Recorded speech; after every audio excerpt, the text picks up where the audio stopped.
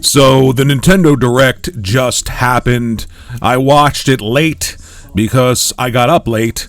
And I have to say, as somebody who is a huge Nintendo fan, this far into the Switch's life cycle, I was just blown away by the creativity and the content that consistently keeps coming to the Nintendo Switch. And of course, by default, the Switch 2 is going to be a vehicle for some of the best creative IPs in the industry from Nintendo. So the future for the Switch 2 is so bright, and the excitement of what's to come that's brand new from Nintendo is there. But let's look at what they showed here at this show, because there are two things in particular that I want to focus on. Yes, you can watch this Direct. There's a ton of stuff that they announced that's very, very interesting.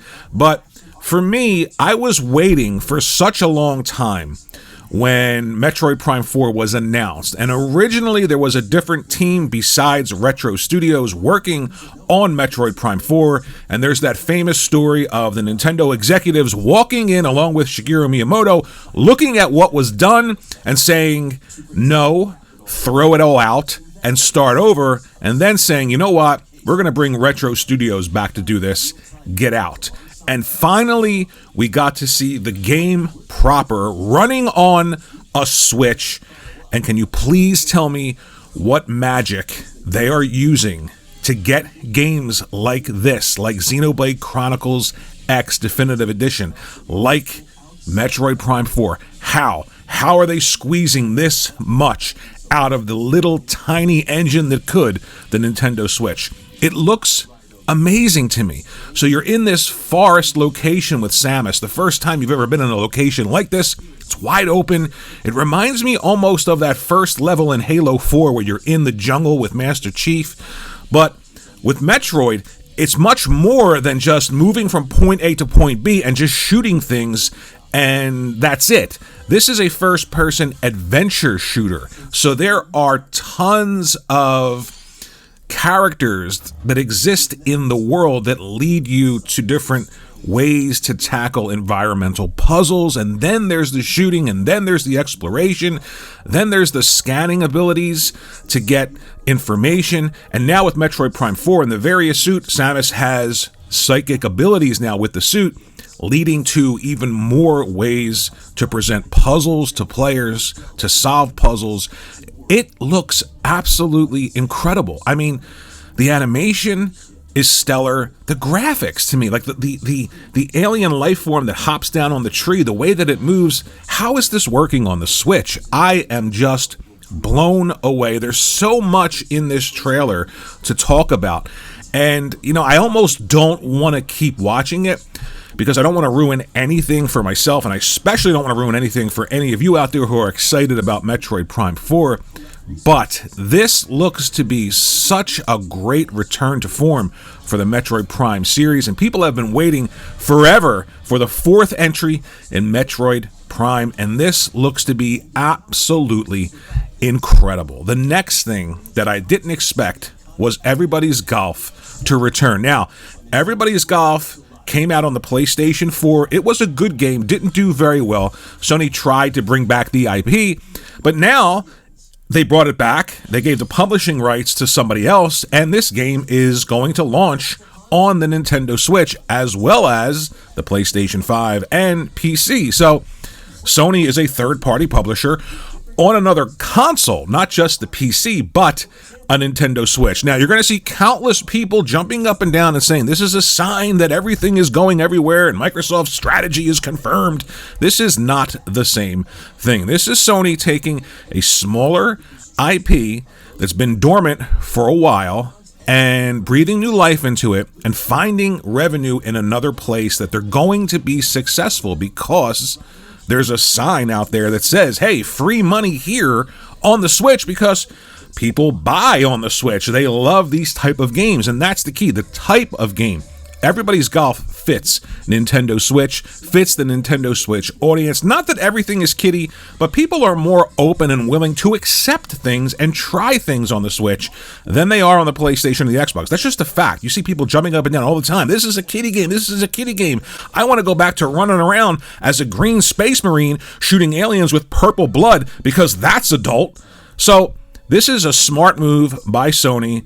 PC for Sony has been hit or miss. I don't think PC is as lucrative as Sony had hoped it would be, and I think they're doing incredibly well within their own ecosystem. So you may see a bit of pulling back from PC from Sony and more creative, smaller titles, even though I don't like to use that word because these games are large in scale. They just don't cost an insane amount of money, and they allow for more creativity from the developers. Limitations lead to creative ideas. If you have a canvas that is infinite, where do you go? So there needs to be a structure in place for Sony, and I am almost positive that the formula that Nintendo has created for themselves, Sony can't replicate this. They can't just become Nintendo. But the idea of tightening things up, creating in-house projects that are more creative, that are less costly, and are probably more profitable day one is where Sony is going to go, if in fact they do pull back a bit from PC. But Everybody's Golf used to be Hot Shots Golf. It was a great game on the PlayStation 1. The PlayStation 2 version was fantastic. It's a great series that was pretty popular back in the day with the PlayStation. So this is awesome. It's coming to the Nintendo Switch, and I'm just blown away by this presentation. As you can see in the background, there's tons of stuff to talk about, but I wanted to focus in on the two things that I found incredibly exciting. That's Metroid Prime 4 and Hot Shots / Everybody's Golf. I still call it Hot Shots Golf, but it's called Everybody's Golf, and this is a brand new entry in the series, and it's on the Switch. So I'm just blown away by it. Imagine it being on the Switch too, and those Joy-Cons being able to replicate like a golf swing or something like that if you wanted to use it that way, or you're playing with somebody else that way.